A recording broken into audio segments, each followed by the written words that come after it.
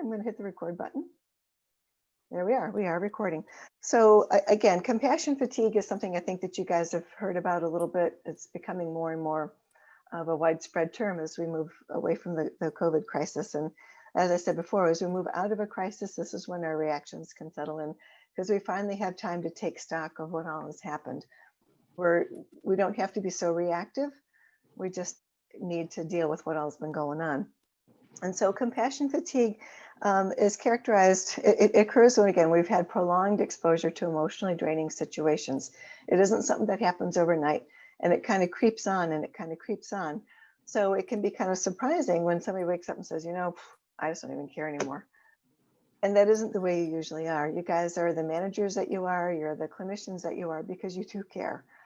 But for you to have that indifference is maybe a symptom of the compassion fatigue. It's characterized again by the indifference, possibly depression or anxiety, even guilt. Because here I am doing okay, and so many of my family members and loved ones are out of work or, you know, in dire situations. So guilt can be a part of that compassion fatigue. Fatigue itself is a part of it. Anger, changes in your sleeping or eating patterns, and it can result in your shift in a perspective of your view of the world, or just a shift of your attitudes. Compassion fatigue can lead to feelings of being ineffective, and it can result in the physical symptoms like headaches, digestive issues, difficulty sleeping, difficulty concentrating. So if you recognize those things in yourself, consider that it might be related to compassion fatigue. And we're going to talk about what to do about that, because we don't want to say it's okay to have these feelings, it's okay to feel blah, but we don't want to stay stuck there. That's not what we're in this for. And I want to help rekindle our passion for folks, our patients, if people are feeling a little bit beleaguered by everything that's been happening.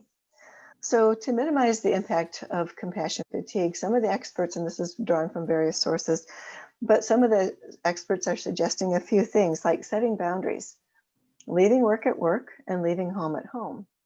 And I know that we certainly tell you that, hey, whatever's going on at home stays home. And when you're on the job, you're on the job. Same goes true for when you leave the job. Try to leave it at work. And maybe having some kind of a ritual or a habit that you do as you're leaving work. When you drive home, listen to a podcast that you enjoy, or listen to some music.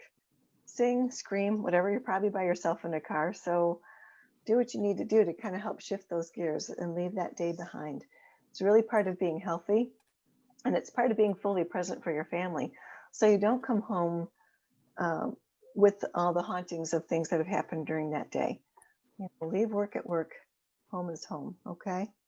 Another idea is to use the resources, and remember that you don't have to take this all on by yourself. When we have concerns about patients, can we call the family? Can we talk to social work and have them help intervene, or nursing, you know, activities department to get them engaged a little bit more? We have resources. It's not all on us to look out for these folks, okay? For yourself, you know, who do you talk to? Do you have a confidant that you can say, hey, let's go for a walk in a park, because we know coffee houses half of them are shut down still. But do you have a good friend? Do you have a counselor you can talk to, or a minister? Reach out to those people, because you don't have to go through this difficult time by yourself. And even if it's not you going through the difficult time, but you're worried about somebody in your inner circle, talk to someone. You've got resources, you've got allies.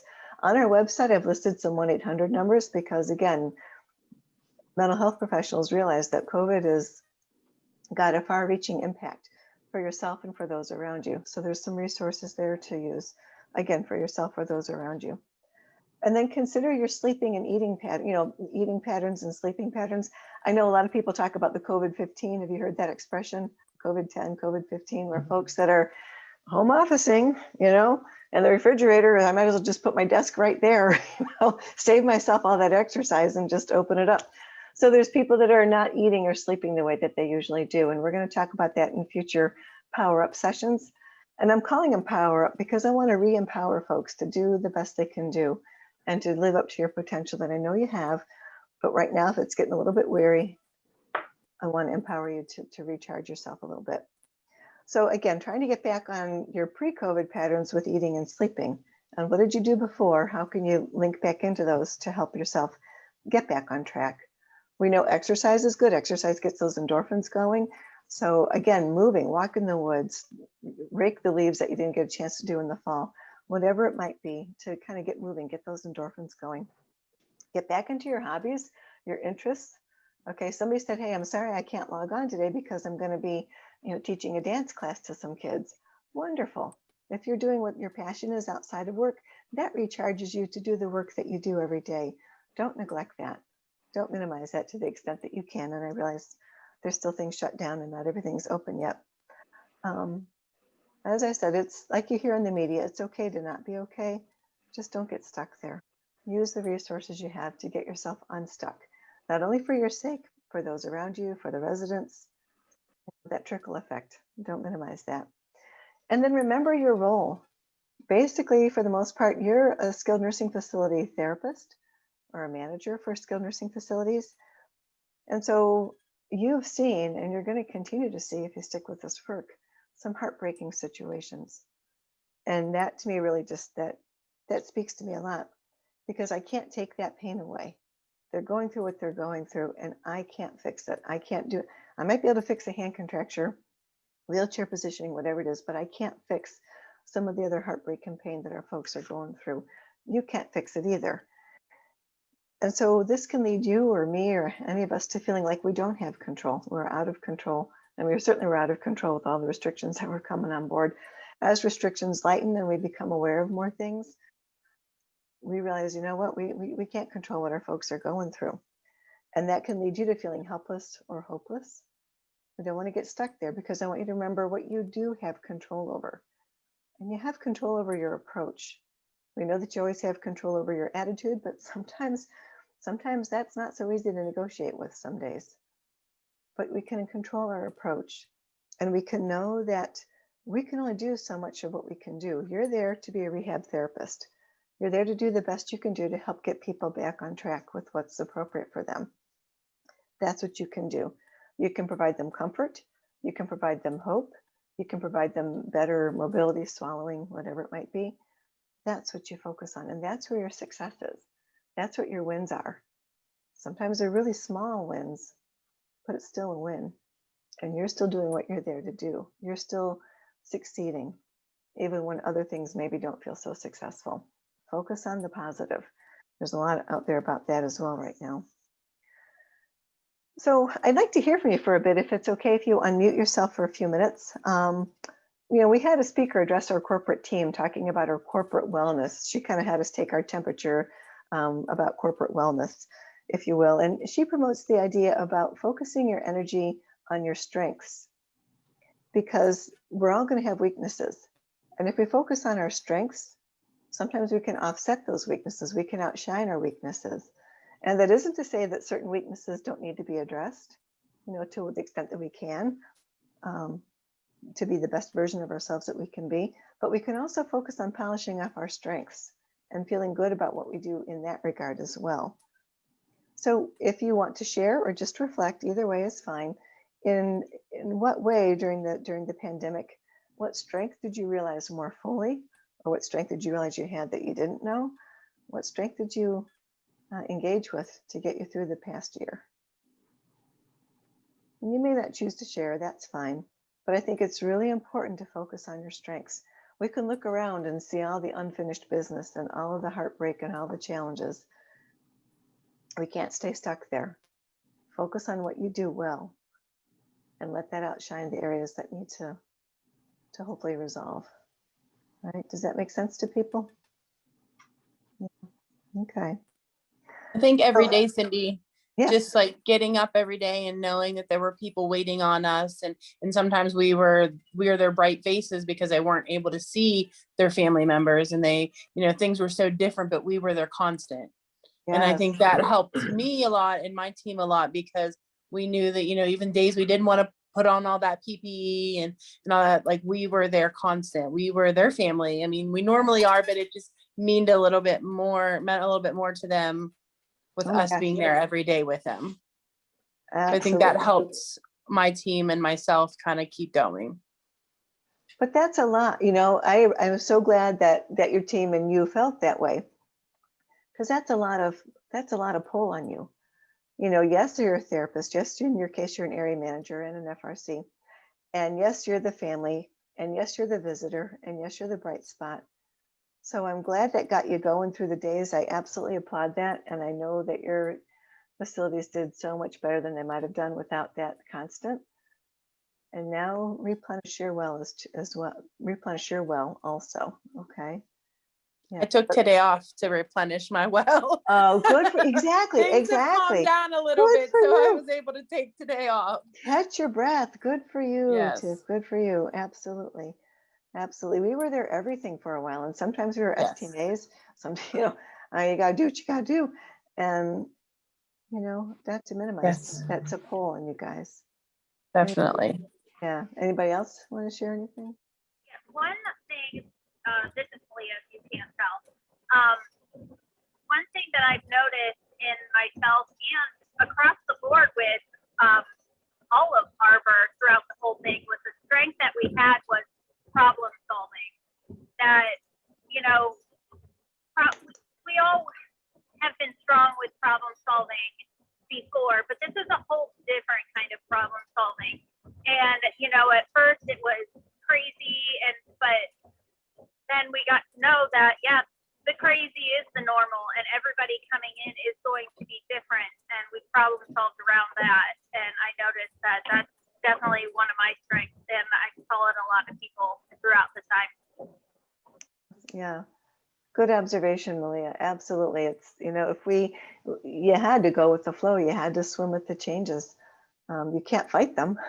That would be a futile effort. So good for you for being resourceful and creative, as Malia, you always are, to engage in the problem solving. And then, yeah, kind of that constant change gets to be a drag. Some folks are feeling that it's hard to always be that rock for the team. It's always hard to kind of be there every day, as Tiffany was saying, and trying to have the one with all, you don't have all the answers. You don't have all the information. Yeah. But I will say that through this past year, I think everybody together has made it a little bit easier to kind of tread those waters, because it felt like as we were treading, we were all treading together. Felt like it wasn't like somebody knew what was going on and the other ones were feeling left out. Like I felt like whenever there was an issue, like everybody kind of discussed it and we had an answer back as quick as anybody could give us. Good. So, Right. Yeah. So that made things a little bit easier. That makes sense. Yeah. Yeah. That togetherness, that bondedness, that definitely helps. What habits would you say that you established during COVID that you might continue afterwards, if any? Well, I know, just going back on that last little bit, I really appreciated having those emails that Mark would send out on Fridays, because they were always him trying to be as positive as he could, taking this bad situation and being as thankful as he was. And I always made sure to share that with my team, to know that you guys in the office were there with us as much as you couldn't physically be there with us. And that meant a lot. It really did. To know that you guys understood how difficult it was for us going through everything with all the changes, and knowing that we had your support meant a lot. So good. I'll definitely let Mark know that he's off today, but I will definitely Mark know that, because that's important. Yeah. Again, the things that you've done to get you through, you've got those resources still for any future days, because chances are there's going to be more challenging. Hopefully nothing ever again like this. But as Malia said, you've built some problem solving skills, you built some resources, some habits that keep you going. And that togetherness, that shared experience, I guess, is a helpful thing. I bet, when I think about some of the approaches that I might keep after COVID is gone, what habits or approaches might I keep with when COVID is gone? I've got to think most of your teams would agree that you've learned about 101 ways of doing a room treatment that you never had to explore before, right? I mean, you've always did room treatments like MRSA, a few days, yeah, whatever. You have had room treatments extravaganza, right? And how many of your teams and you yourself as an FRC or as a manager have been really creative, and what are we going to do for room treatments for all these people for all this time? So I bet you've got a huge toolbox now of room treatment ideas, right? That you can take forward into the days ahead, if nothing else, among all of the other strategies that you guys have been using. Yeah, get creative on trying to figure out what can be easily sanitized too. Well, yeah. I mean, there's exactly, there's that wrinkle as well about, well, I'd love to use this, but I can't because it's fabric, it's whatever. Yeah. Yeah, exactly. Any other habits you think you're going to keep around after COVID that you've learned or picked up? I think for me, I've done a lot of telehealth sessions. So that was my way of trying to be able to help out the teams when I couldn't be in the buildings, and nobody could be in certain buildings because of the rules for different customers and that type of thing. And I certainly appreciate how challenging supporting a telehealth session could be for an assistant. I don't know if any of you have had the opportunity to do telehealth, but the assistants, they've got to navigate a laptop, the internet connection, what they're doing with the person, keeping the person safe, doing what I'm asking them to do with the person. I mean, it's a 5-ring circus.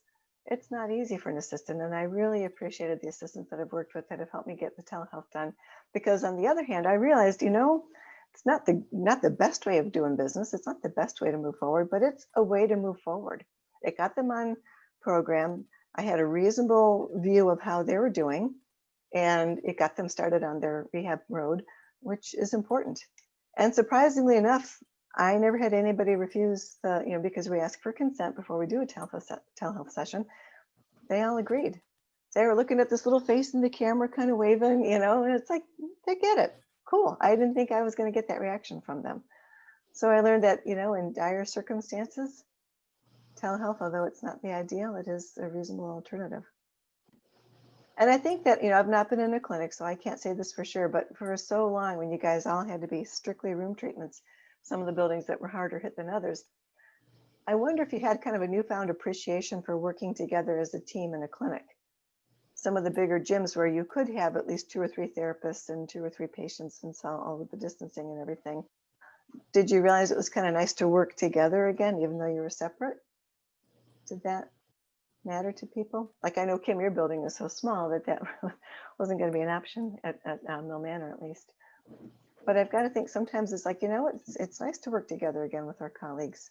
So that could be a good thing too, because the interaction and the dynamics that you have between yourselves, your coworkers, the residents, that's really important. That camaraderie, seeing what's going on, joking around a little bit, that just is uplifting to everybody.